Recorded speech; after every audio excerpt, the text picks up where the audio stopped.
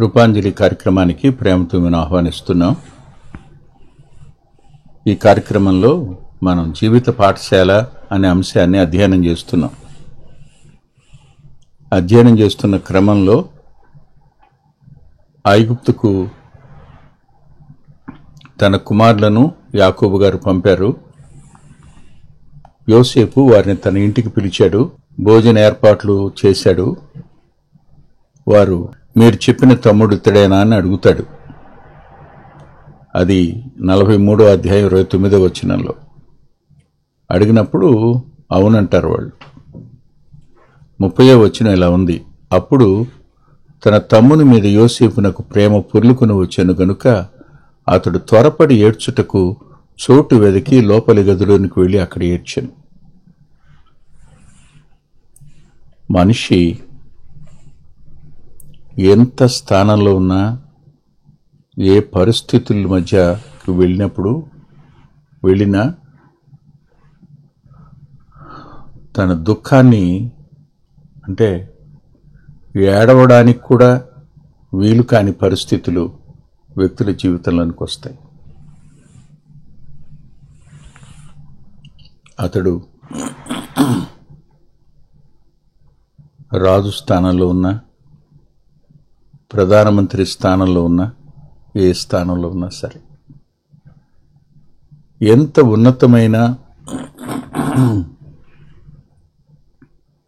పరిస్థితుల్లో వ్యక్తి ఉన్నా, ఆర్థికంగానైనా, సామాజికంగానైనా, అధికారపరంగానైనా అనేకుల ముందు ఏడవలేని పరిస్థితి ఆ వ్యక్తికి వస్తుంది. తన కళ్ళ ముందు కనపడుతున్నాడు, తాను తాగి విడిచిన అమ్మ పాలు తాగినవాడు, తన సొంత తమ్ముడు, తన తండ్రికే కాదు తన తల్లికి పుట్టినవాడు. కానీ యోసేపు వాళ్ళ ముందు ఏడవలేకపోయాడు. ప్రేమ దుఃఖం సమిశ్రితమయ్యే సమయాల్లో మనిషి కొన్నిసార్లు నిస్సహాయుడైపోతాడు. ఆ దుఃఖాన్ని తూయడానికి ఎవరి వల్ల అవుతుంది? యోబు గారు అంటాడు, నా దుఃఖము సరిగా తుయ్యబడును కాక అంటాడు. మనిషి దుఃఖం గుండా ప్రయాణం చేస్తాడు. ఆ దుఃఖాన్ని కొన్నిసార్లు కనపరుచుకోలేడు. ఒంటరిగా గదిలోనో, ఎవరూ లేని ఒంటరితనంలో పొలంలోనో, లేదు తోటలోనో, చివరికి అరణ్యంలోనో, ఏ కొండ అంచునో గౌరవమని ఏడ్చేటువంటి సందర్భాలుంటాయి. లేదు ఎవరూ లేకుండా గదిలోనికి ఒంటరిగా వెళ్ళి ఏడ్చే సమయాలుంటాయి. తనకున్న ప్రేమను వ్యక్తీకరించలేని పరిస్థితి యోసేపు జీవితంలోనికి వచ్చింది. కొన్ని మార్లు ఈ జీవితంలో ఏ మనిషి అయినా నిస్సహాయుడైపోతాడు. ఏవేవి వ్యక్తిని నిస్సహాయంగా చేస్తాయి అంటే, ఆదికాండంలో అబ్రహాము, ఇస్సాకు, యాకోబు, యోసేపు, ఈ నలుగురు జీవితాల్లోనూ ఇవే సంఘటనలు కనపడతాయి. ఇలాంటి సంఘటనలు కనపడతాయి. ఒక్కో సంఘటన ఒక్కో పాఠాన్ని నేర్పుతుంది మనకి. ఎలా అని మీరంటే, దయచేసి మీరు నాతో పాటు ఆదికాండం 21వ అధ్యాయం దగ్గరికి రండి. 21వ అధ్యాయం దగ్గరికి వస్తే అక్కడ దయచేసి 11వ వచనం, అతని కుమారుని బట్టి ఆ మాట అబ్రహామునకు మిక్కిలి దుఃఖము కలుగు చేసెను అనుంది. ఇష్మాయేలును గురించిన దుఃఖం అబ్రహామునకు ఎక్కువగా, మిక్కిలి దుఃఖం. కానీ ఏం చేయగలడు? ప్రభు ఆదరించడానికి వచ్చి ఆదరించిన వాడన్నాడు, శారా మాట విను, పంపే అన్నాడు. ఇన్ని సంవత్సరాల కాలం తను చేపట్టుకుని నడిచిన కొడుకు, మొట్టమొదటిసారి నానాని పిలిచిన కొడుకు తెల్లవారితే వెళ్ళిపోతాడు. మిక్కిలి దుఃఖం ఉంది. ఏడవద్దని దేవుడు చెప్పాడు. దేవుని మాటకు లోబడ్డాడు. హాగరు భుజాన్న ఆ నీడ తెత్తిపెట్టి ఇష్మాయేల్ని సాగనంపుతున్నాడు. ఏడవగలడా? దుఃఖం లేదని చెప్తామా? కొన్ని మార్లు మనకు అత్యంత ప్రియమైన వాళ్ళు దూరం అవుతారు. దేవుడే అట్టి వారిని దూరం చేస్తాడు. అలా దూరం చేయడానికి మన స్వయంకృత అపరాధం కారణం. మర్చిపోవద్దు. దేవుని అడగని పొత్తు, దేవుని అడగకుండానే మనం చేసిన పని వల్ల ఇలాంటివి సంభవించే అవకాశం ఉంది. అలాంటి సమయాన్న కేవలం అబ్రహాం అంతటి వాడు ప్రేమ ఉంది, దుఃఖం ఉంది, కానీ వెల్లడి చేసే అవకాశం లేదు. నిస్సహాయంగా కళ్ళు పెద్దవి చేసి చూస్తూ ఉండిపోవడం తప్ప. ఇది అబ్రహాం. ఆలోచించిన ఒకసారి. చాలాసార్లు ఇలా అనిపిస్తుంటుంది.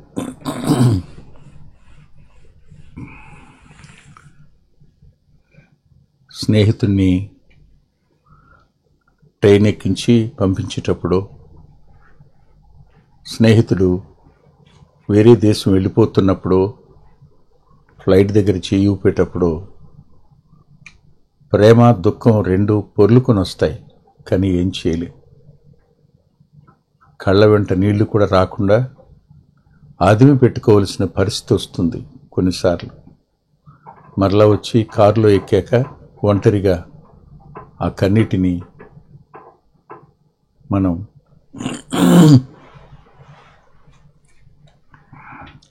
దిగమింగుకోవలసిన అవసరత ఉంది. ఇలాంటి పరిస్థితి జీవితంలో ఎదురవుతుంది. మనం నేర్చుకోవాలి. తప్పదు. ఇక ఇస్సాకు జీవితం దగ్గరికే వస్తే, ఇస్సాకు జీవితంలో 24వ అధ్యాయం. ఏ తల్లి తనతో పాటు ఇష్మాయేలు వారసుడిగా ఉండకూడదనుకుందో, ఏ తల్లి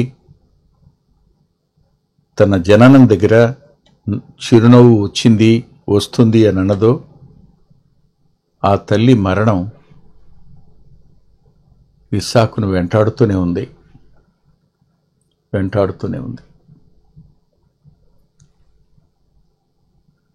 ఆ దుఃఖం ఆగిపోదు.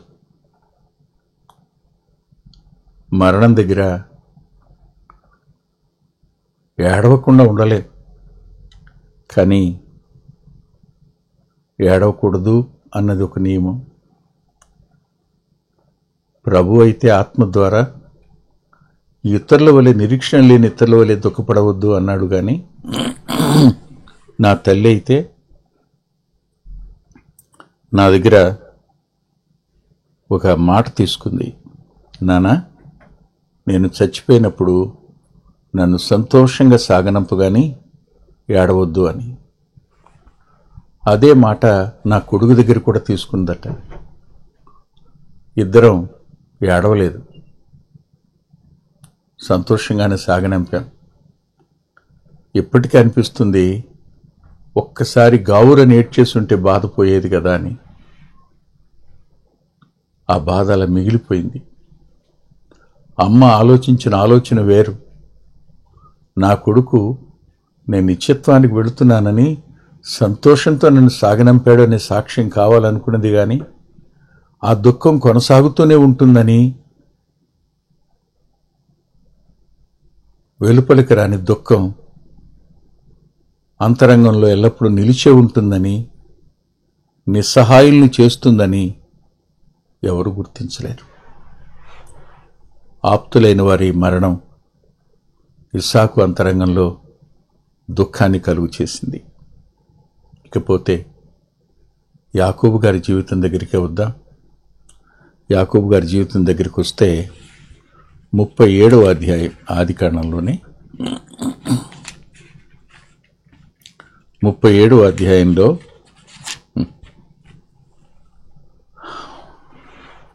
ఈ అంగీ నా కుమారునిదే. 33వ వచనం, దుష్టమృగము వానిని తినివేసెను, యోసేపు నిశ్చయముగా చేల్చబడెను. ఎంత ప్రేమించాడో అంత దుఃఖం, ఎంత ఏడ్చినా తీరని దుఃఖం. మోసం చేసిన వాళ్ళు ముందే ఉన్నారు, కానీ ఆ సంగతి తెలియదు మనకి. కొన్ని మార్లు మన దుఃఖానికి కారణమైన వారు, మనల్ని మోసం చేసిన వారు మనతోనే ఉంటారు, మన ముందే ఉంటారు, మనలోనే ఉంటారు. అందున మన కడుపున పుట్టినవారు కూడా అయి ఉండొచ్చు, యాకోబులాగా. ఇలాంటి పరిస్థితి దగ్గర యాకోబు ఎంత కుమిలిపోయి ఉంటాడో. ఏడ్చుంటాడేమో గాని ప్రేమ దుఃఖం రెండూ సమిశ్రితమైనప్పుడు నిస్సహాయుడైపోయాడు. నిస్సహాయుడయ్యి ఏమంటాడో చూడండి.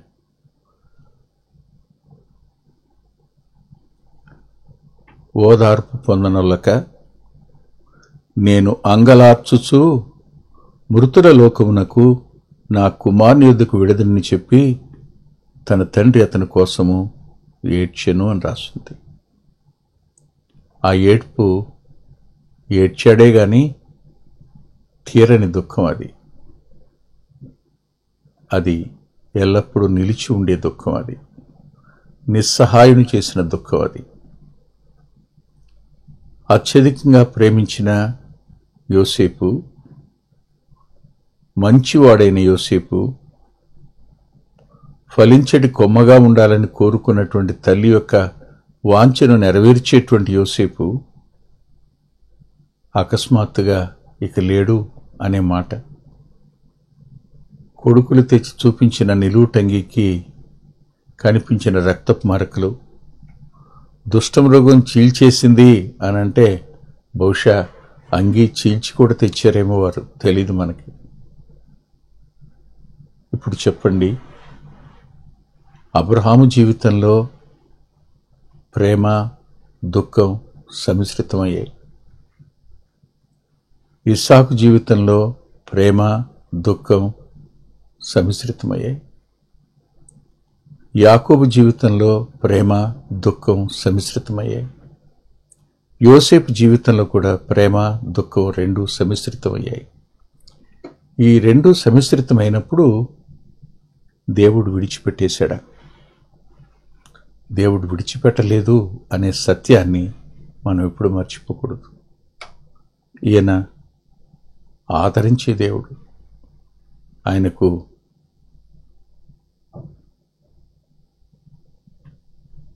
కన్నీరు తుడవడం అనేది ఓ అద్భుతమైన పనిగా తన కొరకు అట్టిపెట్టుకున్నాడని ఒకానొక దినాన నా స్నేహితుడు చెప్పాడు. వాస్తవమే అది. ఆదరించే దేవుడు ఆయన. అబ్రహాము ఆఖరి దినాలలో ఇస్సాకునకు యావదాస్తి ఇచ్చి తన ఉపపత్నుల కుమారులకు బహుమానములిచ్చి పంపివేసిననుంది. ఉపపత్ని అంటే అప్పుడున్నది ఎవరు? మీరే చెప్పండి.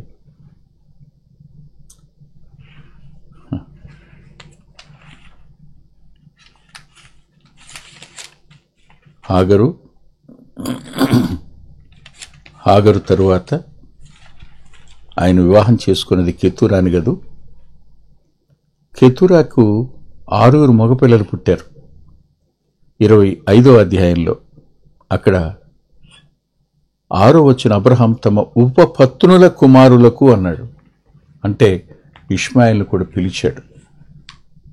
ఇష్మాయిల్ని పిలిచి, ఆ రోజున మీ అమ్మ భుజం మీద కేవలం ఆ నీళ్ల తిత్తి పెట్టి పంపించేశాను, ఇదిగో నాన్న పట్టుకెళ్ళు అని బంగారమే ఇచ్చాడో వెండే ఇచ్చాడో ఏమిచ్చాడో తెలియదు, ఇచ్చి పంపించాడు. మళ్ళా తిరిగి కలుసుకున్న ఆ కొడుకు ఇచ్చి పంపించిన దానివల్ల అంతరంగం తృప్తి చెంది ఉంటుంది, ఖచ్చితంగా తృప్తి చెందుతుంది. దేవుడు అట్టి అవకాశాన్ని అబ్రహాముకి ఇచ్చాడు. మరి ఇస్సాకుకి ఇవ్వలేదంటే ఇస్సాకు కూడా ఇచ్చాడు. 24వ అధ్యాయంలో 67వ వచనం చివరి భాగంలో రెబెకాను అతడు తన గుడారంలోనికి తీసుకుని వెడతాడు. ఆ తర్వాత పరిశుద్ధాత్మ దేవుడు రాస్తూ, అప్పుడు ఇస్సాకు తన తల్లి విషయమైన దుఃఖ నివారణ పొందెను అన్నాడు. ఆలోచించండి, ప్రేమ దుఃఖం సమిశ్రితమైనప్పుడు మానవుడు నిస్సహాయుడైపోతే ఆ నిస్సహాయత కొంతకాలం కొనసాగవచ్చునేమో గాని దేవుడు తానే జోక్యం చేసుకుని ఆ నిస్సహాయత వద్ద ఓదార్పునిచ్చే దేవుడుగా ఆయన ఉంటాడు. అబ్రహాము జీవితంలో చేశాడు, ఇస్సాకు జీవితంలో కూడా చేశాడు. మరి మీ జీవితాల్లో నా జీవితంలో చేయడా? ప్రేమ ఉంది కానీ ఏమీ చేయలేం. ప్రేమ వల్ల కలిగిన గాయం దుఃఖంగా మారింది, దుఃఖం ఉంది. ప్రేమించుతున్నాం, ఏడుపు వస్తుంది, కానీ బహిరంగంగా ఏడవలేని పరిస్థితులుంటాయి. బహిరంగంగా ఏడ్చినా ఆ దుఃఖ నివారణ జరగని పరిస్థితులు ఉంటాయి. ఇలాంటి నిస్సహాయ స్థితి మధ్య కొనసాగుతూ ఉండగా దేవుడు విడిచిపెట్టేసేవాడు కాడని అబ్రహాము జీవితం దగ్గర, ఇస్సాకు జీవితం దగ్గర మనం చూస్తాం. మరి యాకోబు సంగతి మీరే ఆలోచించండి.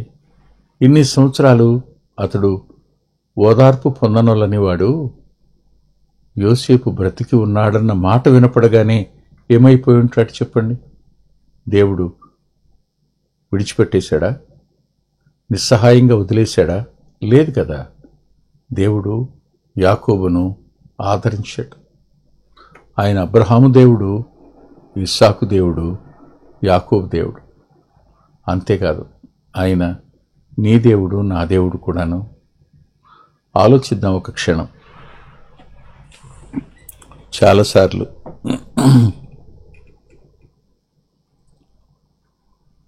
కొంతమంది చెల్లెళ్ళు తమ దుఃఖాన్ని పంచుకుంటారు. ఎవరితో చెప్పుకోలేమన్నాయా అంటారు. ఎవరికి చెప్పుకున్నా చులకనైపోతాం కదన్నాయా అంటారు. కానీ దేవుని దగ్గరే చెప్పుకుంటామన్నాయా? వాస్తవం, మన కన్నీరు ప్రభు కనపడితే చాలు. మన దుఃఖాన్ని ఓదార్పుగా మార్చగలిగినవాడు ఆయన. లేఖనంలో ఒక మాట రాసింది, అది నేను చదివి వినిపిస్తాను, కొంచెం మీరు మనసు పెట్టి వినండి. సామెతల గ్రంథం దయచేసి చూడండి. సామెతల గ్రంథంలో 14వ అధ్యాయం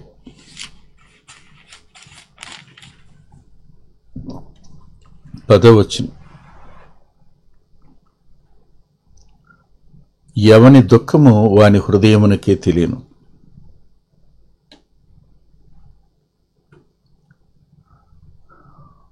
నీ దుఃఖాన్ని నేను కొలవలేను, నా దుఃఖాన్ని నువ్వు కొలవలే. కానీ నీ దుఃఖాన్ని, నీ కన్నీటిని కొలవగలిగినవాడు, కన్నీటి భాష ఎరిగినవాడు, దుఃఖం కోసం ఓ పుస్తకాన్ని రాసేవాడు, నీ కన్నీటి ప్రతి బొట్టును తన బుడ్డిలో దాచేవాడు, కవిళ్ళలో రాసేవాడు ఒక ఆయన ఉన్నాడు. ఆయన నేటికి సజీవుడు. మనవలిని దుఃఖానుభవం గుండా ప్రయాణం చేశాడు. ఆయన గురించి లేఖనం చెప్తున్న మాట చాలా ఆశ్చర్యంగా ఉంటుంది. అది ఆయన మానవత్వాన్ని గురించి మాత్రమే కాదు, కానీ ఆయన ప్రేమను గురించి, ఆయన మానవులకు వచ్చే ప్రతి పరిస్థితి వద్ద దేవునికి ఎలా అప్పగించుకోవాలి అనే దగ్గర ఆయన చాలినంతటి మాదిరి. ఆయన హెబ్రీ పత్రిక 5వ అధ్యాయంలో రాసుంటుంది, శరీరధారి అయిన దినములలో 7వ వచనం, మహారోదనముతోనూ కన్నీళ్లతోనూ అంటాడు. ఆయనకెందుకు? సముద్రాన్ని శాసించగలిగిన వాడు కదా ఆయన. మరణాన్ని విడిచిపెట్టు అనేవాడు కదా ఆయన. మరి ఎందుకో తెలుసా? ఆయన మరణంలో మన రక్షణ దాగి ఉంది. ఆయన మరణంలో మనందరి బదులుగా ఆయన పాపంగా మార్చబడడం దాగుంది. ఆయన మరణం వద్ద మనందరి కొరకు మన శాపాన్ని ఆయన భరించి శాపగ్రాహి కావలసి ఉంది. ఊహించండి ఒకసారి. అందుకనే ప్రజలు ప్రభుని గురించి మాట్లాడుకుంటూ ఇర్మియా ఏమో అని అంటారు. అంటే దుఃఖ ప్రవక్త అని పేరు ఇర్మియాకు. ప్రభు కూడా అంతే. దుఃఖం లేని జీవితాన్ని ఎవ్వరూ గడపలేరు. ఎంత స్థాయిలో ఉన్న వ్యక్తికైనా దుఃఖం ఉంటుంది. అబ్రహాముకుంది, ఇస్సాకుకుంది, యాకోబుకుంది, యోసేపుకు ఉంది. యోసేపు ముందే కనపడుతున్నాడు, కానీ ప్రేమ వచ్చింది, వెళ్ళి ముద్దు పెట్టుకోలేడు. ప్రేమ వచ్చింది, తమ్ముడు అని పిలవలేడు. కారణం, తను బయలుపరుచుకోవడానికి ఇంకా టైం ఉంది. ఈ కారణం చేత ప్రేమ పొర్లి వచ్చినా అతడు లోపలికి పోయి ఏడ్చి మళ్ళా ముఖం కడుక్కుని వచ్చినట్టు చూస్తాం. దేవుడు యోసేపుకు బెన్యామీను ముఖం చూడగానే ప్రేమ, దుఃఖం, దాంతోపాటు ఓదార్పు మాత్రం రాలేదా? ఖచ్చితంగా.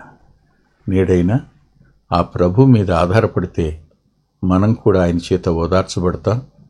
ఆయన ధైర్యపరిచేవాడు, బలపరిచేవాడు, కన్నీటిని తుడిచేవాడు. తల్ల వంచి ప్రార్థన చేసుకుందాం. ప్రేమగల మా ప్రియ తండ్రి, పరిశుద్ధుడు అయిన గొప్ప దేవ, లేఖనం మీది వింటున్న మా ప్రియులతో మీరే మాట్లాడి వారి అంతరంగాలను మీరు ఓదార్చి నెమ్మదినిచ్చి బలపరిచి కన్నీటిని తుడవండని, మీ నామ మహిమ కొరకై ఇంకా ఎవరైనా మిమ్మను అంగీకరించడానికి ప్రేరేపించబడిన వారుంటే అంగీకరించడం కోసం వారి అంతరంగాలకు మీ ఆత్మ యొక్క సాయాన్ని అందచేయమని యేసుక్రీస్తు ప్రభు వారి పేరిట ప్రార్థిస్తున్నాం తండ్రి. ఆమేన్. ప్రభు చిత్తమైతే వచ్చే వారం కలుసుకుందాం.